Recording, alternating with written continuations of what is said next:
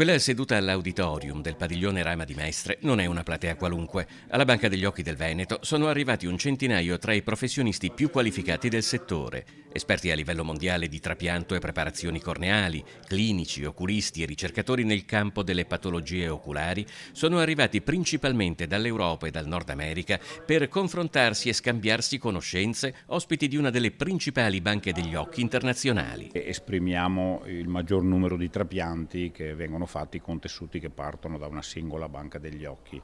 In termini di qualità direi che possiamo vantare ottimi risultati, e in termini di ricerca forse siamo la banca degli occhi che investe di più in ricerca e sviluppo nel panorama europeo. È la prima volta che temi specifici vengono trattati in un consesso così esteso di esperti internazionali ed è un esperimento destinato a ripetersi. A testimonianza della vocazione internazionale della fondazione che ha sede a Mestre, il responsabile delle relazioni internazionali della Banca degli Occhi del Veneto e anche segretario della Società Europea Banche degli Occhi.